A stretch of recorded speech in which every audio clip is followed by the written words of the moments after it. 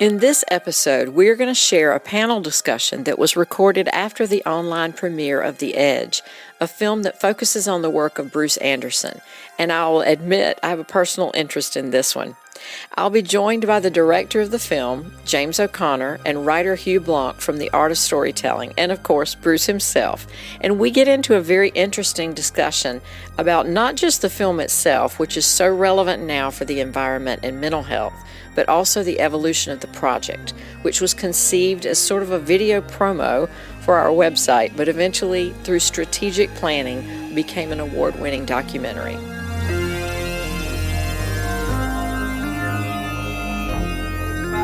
I will be right back. I'm going to go load a horse. Okay. You hear me? Come back when you can. Right away, yeah. This is very Story Bruce. of my life. Story of my life. So we're going to try it and see what happens. And I'll show up here as Miranda O'Connor. I love that. I tend to do that a lot. You look like a Miranda. Yeah. This is so high tech. So you're going from Zoom to Facebook. Maybe. That's how I was today. I went live this morning. I was like, I'm going to connect with Julianne now, because then it didn't work, and I was like, well, all right then, I won. And honestly, if you go live, if you watch like Twitch, I mean, I've checked out live streaming. I've looked into it a fair bit recently for work stuff. It's incredible the amount of nothingness that happens, and people tune into this nothingness.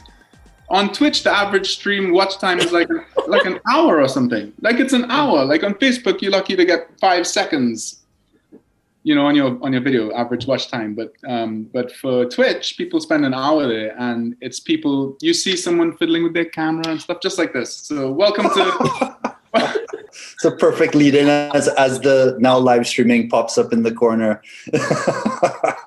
That's me, always entertaining. Oh, wow, it is. You're a hoot, Miranda. So, All right, Julianne, do you want to do this? And you can introduce Bruce's chair while you're here. While you're out there. So yeah, Bruce is actually out helping somebody load a horse, which is the story of his life, I guess. And so I'm happy to be here with James and Hugh, and we're going to talk a little bit about The Edge. So you guys, I mean, has technology not been crazy today? And here he's back. He's back. Oh, fashionably We'll wait late, till he Bruce. gets settled. Well, I got everyone the star of the Yeah. show. No, the horses. Let's get that right. The horse is a star, not me.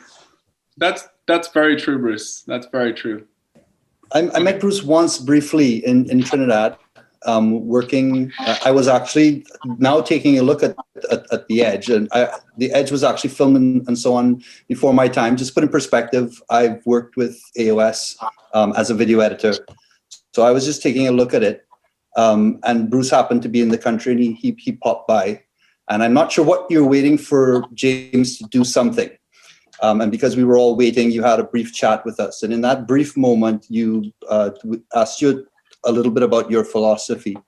And the thing that I remember you telling me in that time, because we only had a brief time, was in discussing the idea of how we form at a young age, we form reactions to things.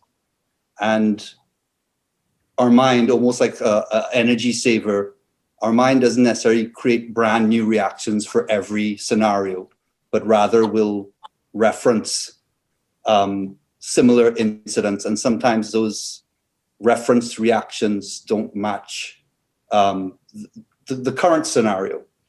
And so we don't even realize that we're sort of reacting with a pre-programmed response to something when in fact the scenario is not, it doesn't call for that response, but we are actually just being sort of triggered to an old response to something, which may have been an inappropriate response that we developed in the first place.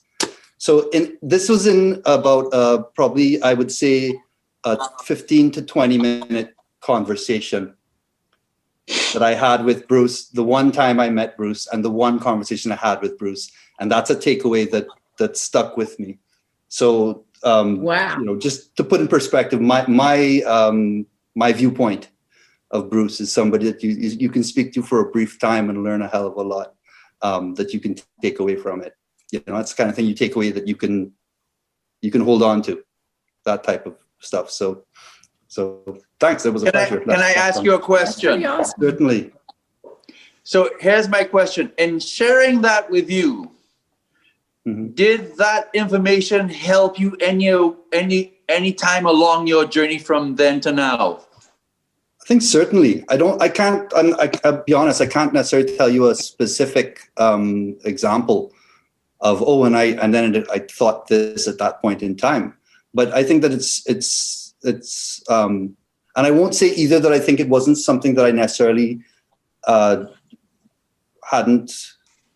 wasn't aware of on some level, but by bringing it to the forefront, it makes it that much more impactful. And yes, it does make you, to me, it does make you take a second to consider your responses, even in terms of how you feel about something. And I liken it, as a writer, I liken it to when you when you get criticism on your writing, your instinct is to get defensive about it. Or for some people, their instinct is to automatically change what they've done. When in fact, what you need to do is you need to listen to the criticism, understand where it's coming from, examine what you've done, and then you make the decision whether that is right for you to do that or not. And can I interject? Meeting Bruce and hearing this is one thing, but Bruce doing the work with the horses, I think, is the key. Like, I had never done, and I, like you, had an awareness of these things, and had an awareness and could say, yeah, I know where Bruce is coming from. But I sort of secondhand did this work in the round pen because I was in it with the subjects that we work with.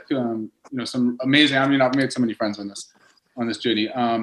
But what Bruce talks about is muscle memory, and the horse really is such an imposing way to have that muscle memory taught to you. It's very difficult to explain. Actually, Bruce does a better job than I do, but you got to get in the round pen. I recommend everybody work with an animal that's bigger than you.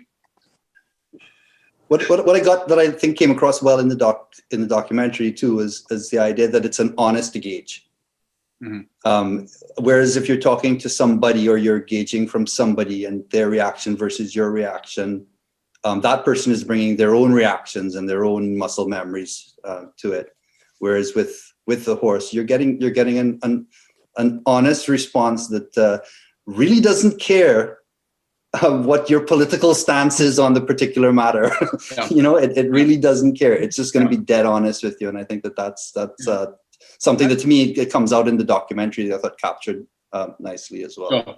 And that was the other reason that because maybe we'll get into this, but at some point, we talk about why did I do this film and why did Bruce call me and why did I say yes? And because it was a lot of it was kind of a, well, if you go, I'll go scenario that I think some people can relate to it. Like, you've challenged yourself and you're inviting me along for the challenge. I mean, that's it's kind of a perfect storm for me. If you look at the first film we ever did, I got hooked on that with our good friend Chris Dennis and the Between Worlds documentary we made, because he was doing something audacious and trying to change the status quo, and I felt like what Bruce was doing was, he's doing it in an audacious way, and he's trying to change what people's status quo, their mental status quo, and I like that challenge, and I like being challenged to produce it. I just could tell that there was a definite chemistry between this whole group. I think we knew from the phone conversations that there was something, the story was there. And you asked what we wanted to do with it. And I was like, today we want to send it to the Equus Film Festival. And I didn't even know what the Equus Film Festival was, but I had heard of it. And I said, yeah, that's what we're going to do. I want to get an update from you, in terms of trajectory. What has it been like to own this film? Because really, that's what, at the end of the day, you're left with something very tangible. And I want to know, I think people would be interested to know, what is the impact of that on an organization? Something that can go to film festivals and that level of production that we did. the impact that all of this has had is that it's the reason that we contacted you in the first place. Bruce's work is very unique. And so everybody hears of natural horsemanship all the time, and that's the buzzword of the day. But natural humanship is Bruce's work, and it's totally different. And so on the surface, you know, Pirelli or John Lyons or, you know, all of these other systems, but it's not. And so we just kind of couldn't explain it, and kept trying. And so to have a visual, because you can talk about something all day long, but the way that you capture the visual is so unique. And so, I mean, your way of storytelling, your method of storytelling, the feeling that I get when I see it is not like any other documentary I've ever seen. And so to be able to have this packaged up thing that, no, it doesn't tell the whole story. It, you know, it's not a training film. It's not, you know, we've had people ask, is it, where are we going to see training? Well, you'll see a little bit, but you're seeing more of the results that have happened in people's lives. And to me, that's what we never could tell any other way. And so, you know, I mentioned the Equus Film Festival. This film has been all over the world. It's been to France. It's been shown, you know, all over the United States and Canada. And that's a whole nother story that we could get into with seeing you there and you know, so just it's been life-changing because there was no other way to do it, just no other way. And so Bruce is traveling. There are clinics, there are things, you know, happening all the time because of it. So it's phenomenal. Bruce, take it away. That's I'll awesome. shut up. So here's my take, James. I started on this journey and this thing evolved and it was in me. And I was like, I need to get it out. You understand? And I need to find some sort of medium to spread it to people. But not just any medium, you know, because as you know, this is pretty special and you have to have somebody with a unique talent that is able to already have that feel for that environment, that way of thinking. You were able to create a visual image of what I was feeling. And you did so well capturing all those different bits and pieces. Have you ever thought about writing a book? Because, you know, what you're talking about, you're telling a story, you're positioning yourself, you have you know, you talked about video and you talked about you needed to find the right medium. And I wanted to know and you can still write a book. It's something that I'm thinking of doing myself. I recommend everybody, you know, at least write your own story. You don't have to publish it. But was that ever an attraction that you thought, oh, maybe I'll do that instead? Or So I'm smiling right now because Julianne did write a book. And it's so difficult because this is an ongoing evolution. Yeah. And so, and the other thing is, it's also an evolution for me because this is my journey of my growth that I share with others. So not only am I learning about this system through the horse and then trying to understand it and translate it, but then trying to actually put it and organize it. And then, of course, I want to do it justice. You understand? I don't want to mess it up because it's so important. Right. Especially where we are right now in our world with all the COVID stuff and the pressures created. And so you are constantly trying to please everybody at the same time. And now I'm sort of getting a little bit better of it where I'm realizing, forget about trying to please everybody. Just please yourself in what you're writing because not everybody is ready for it. Yeah. And at least start moving. But what I liked about what you did or like about what you did and have done, and hopefully we continue, is that you have really done a really good job introducing it to people, which if you listen to parts of the work and how, and this was before all of this COVID, that if we keep doing what we're doing, it's not going to be beneficial to our environment. And lo and behold, look what happens. Yeah. So I feel that this work is so crucial, but because people don't read that many books, I feel that maybe do some other visual something because I feel that is where unfortunately people are. They can't handle too much. No, I'm not saying a book is isn't a good thing. Yeah. No, it's all content, right? book is It's a actually spectrum. part. So, Yeah, we have an online course now, and the book is actually part of the online course. So we've made it through our first cohort, which was so appreciative of the folks who joined that. Some of them were watching, I could see today. So they've done the intro course. It's going to be a helpful tool for that. But anybody we meet, anybody that comes into the picture and wants to know about Bruce's work, the first thing we say is you've got to watch The Edge, because there's no training video I can do or anything else that really captures it the way that you've captured it. So awesome.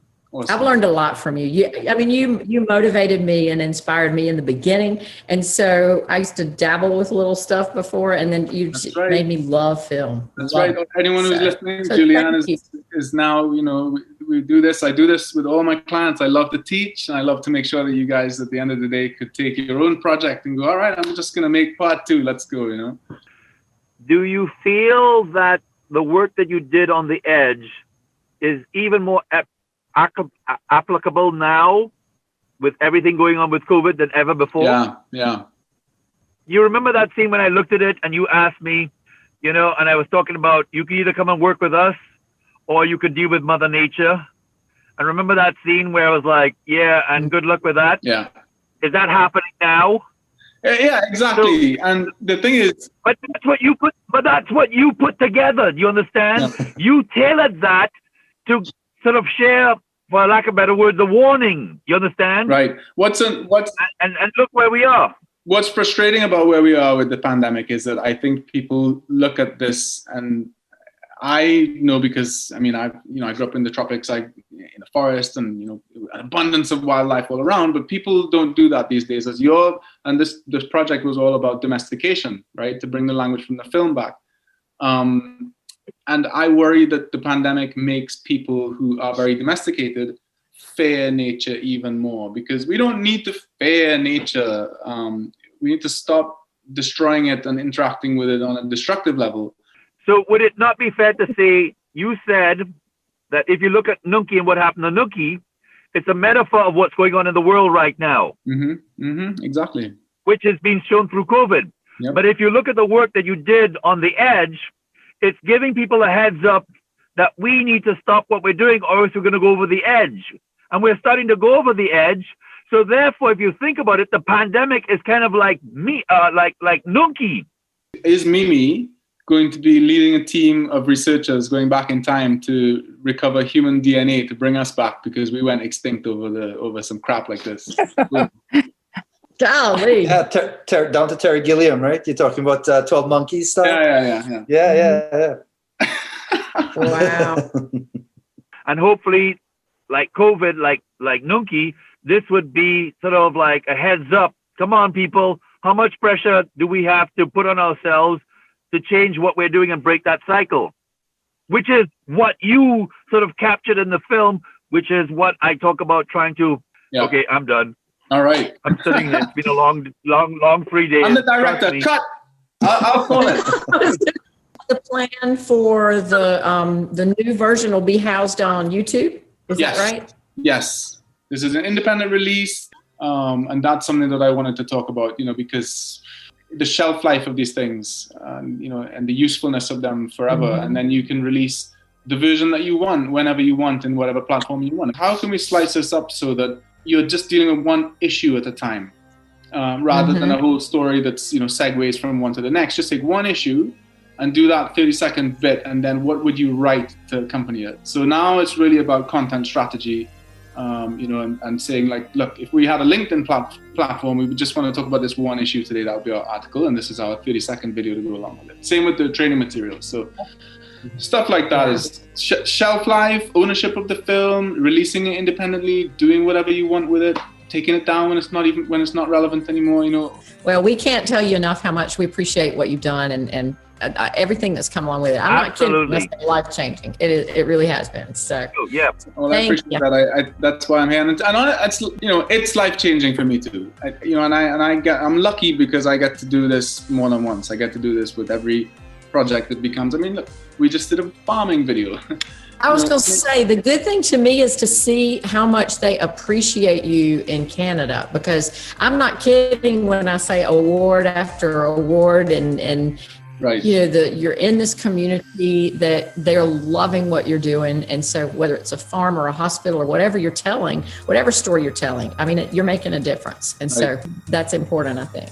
I'm giving it, and you know, Hugh's part of this too, because he's part of the team. We're giving it everything we've got right now. And the funny thing is, if I say that and I think back, I've been giving it everything I got now since Long time. you know. Right. So, Thank you guys so much. I'll save it, send it, and we'll talk soon.